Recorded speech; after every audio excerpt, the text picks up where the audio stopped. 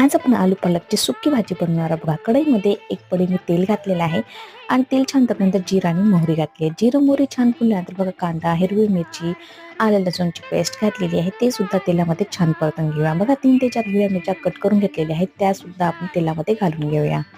त्यानंतर बघा टमाटर कट करून घेतलेला तो सुद्धा घालून घेतलेला आहे. त्यानंतर थोडंसं मीठ घातलेलं आहे.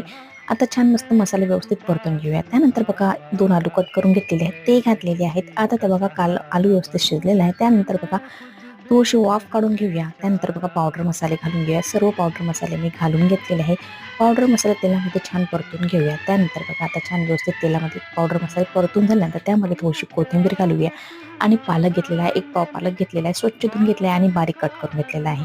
बघा अशा पद्धतीने मस्त असं 2 ते 3 मिनिटात पालक शिजून घ्या. मस्त अशी सुकी आलू आणि पालकची भाजी तयार झाली. टिफिनसाठी भाजी रेडी आहे.